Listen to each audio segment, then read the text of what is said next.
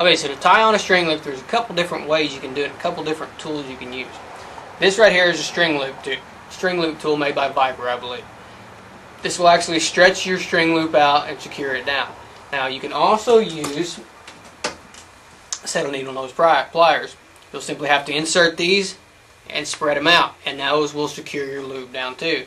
So if you don't want to go out and buy a set of pliers like this, you can use a set of needle nose pliers. So I've used those in the past and they work out just fine. For today, for the video, we're going to use these right here. Now when it comes to string loop material, you want to use BCY string loop material. This is a special kind of material. The way it burns and the way it mushrooms when you burn it is specially made to do that, and it's also specially made to hold the weight that you're going to be pulling. So only use BCY string loop material. There's a lot of different places you can find this, and that's the only thing I use is BCY loop material. And you'll know it when you see it because you can't tear this stuff apart. It's very hard to cut, and it's got a nice, it's got an outer shell, and it's got this nice string inside, the fibers inside, so when you mushroom it, it all melts back. So we're going to show you how to tie this on. Now, a couple recommendations that I have is I like to use a highly visible color on my string loop for one reason only, and that's visibility. In low light situations, I'm primarily hunter. I do a little bit of target shooting, but I'm primarily hunter. In low light situations, I want to be able to see my loop. I see a lot of guys with black string loops on their string, and I've been guilty of it. I've shot black string loops in the past, and I haven't been able to see them and get a nice clean hookup early in the morning or late at night when the deer are moving the most. So I like a good visible color for my string loop. I like either a white or an orange or something neon, something bright that's going to show up really well in those low light situations. So that's what I use, BCY loop material in a bright, nice, highly visible color. So we're going to show you now how to tie one of these things on. Okay, to install your string loop, you're going to need the BCY loop material that we talked about earlier. You're going to need a lighter, a pair of scissors, and either your string stretcher or a set of needle nose pliers. Now I'm going to tie this once, and I'm going to tie a very large loop to show you in a little bit better detail of how to tie this loop. The first thing you're going to do, you already have your knocking point established from earlier, so you got your marks there so you know exactly where you should go. You want to go, and the bow's actually in a press right now, but it is not pressed. It's only in this press for purposes of holding the bow. So that's the only reason it's in here. So I'm going to drop my BCY string loop on the opposite side, the far side of the string, the side that is away from me. I'm going to bring my string loop around my bowstring on the right hand side of my loop material. I'm going to wrap it around my loop and come to the side closest to me of the bowstring. I'm then going to wrap my loop around the bottom side of my bowstring and up into the opening. This is the basic knot that we're going to use on both sides.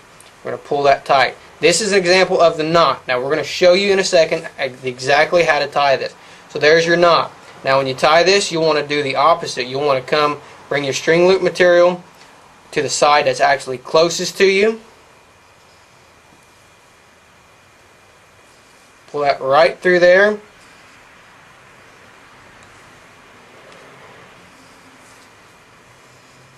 Wrap it around your loop material, wrap it around your bowstring and down, and come right back into the opening.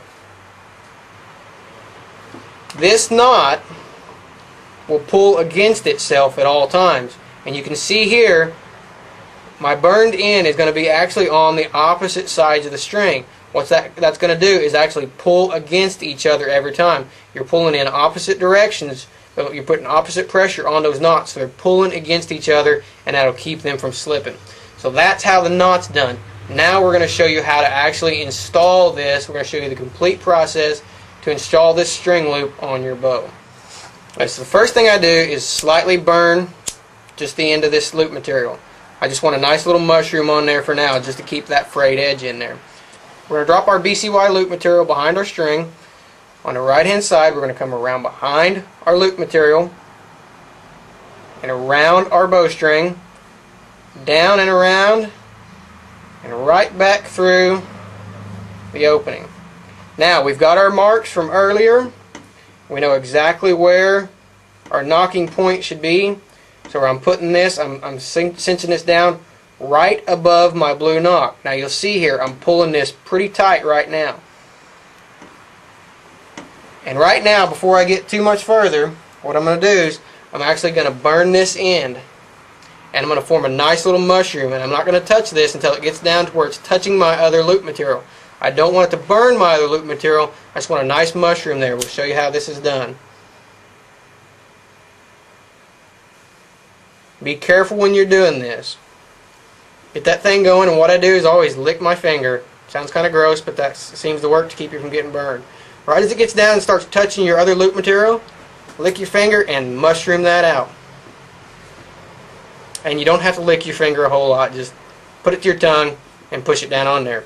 Now we'll show you, you'll get a better look at this on our next knot because it'll be on the side of the camera. So now that I've got my mushroom in there, this BCY loop material has some stretch to it. So what I'm going to do is I'm going to tie my knot. I'm coming to the same side of the string as my side. I'm coming to my side of the string. And at this point you don't have to use this long piece. You can actually cut some of this off. So we're going to use our scissors. We're going to cut some of this off. What I'm going to do is I'm going to keep this fairly tight because it does going to have some stretch to it, and I want a nice small loop. So we come to my side of the string, we wrap it around, and we go to the inside of our loop right there. We wrap that around and go around our string and come right back through the opening. Now we're going to pull this as tight as we can with our hand. Notice I've got just a little bit there. We're going to pull this as tight as I can with my hand. I'm going to cut just a little bit more of that off with my scissors. I'm going to burn it and mushroom it again, just like we did on the other side. Now before you get too far with this, get it lined up exactly how you want it. So we're going to show you now how to burn your end. Simply put your lighter to it. You'll see that loop material start to melt. Eventually it'll actually just catch on fire. Wait for it to burn down right as it gets to your loop material. Be patient with this and just give it a little touch. You see that mushroom that formed right there. When this knot, because of the way this is designed to pull it against itself, that mushroom will not allow it to slide through our knot. It'll keep it nice and tight. So you want a pretty good little mushroom right there. So we've got our knot tied, we've got our ends mushroomed. What we're going to do now is we're going to stretch this. Now, like we said earlier, you can use your loop pliers or you can use a set of needle nose. If you're going to use a set of needle nose, what you're going to have to do is insert them just like this and actually just start stretching and just start pulling and open that thing up till you get it good and tight. So I'm going to show you how to use your loop pliers. Your loop pliers have 3 notches on the bottom side. They're going to sit right on a string. And then 1 notch on the lever side of it is going to go right into your loop. And I'm just going to give that a nice squeeze. I'm going to give it some pretty firm pressure, but I'm not going to squeeze with all my strength. I'm just giving it a good squeeze, not squeezing it down. I'm not trying to break it in half. I'm just trying to give it a good stretch.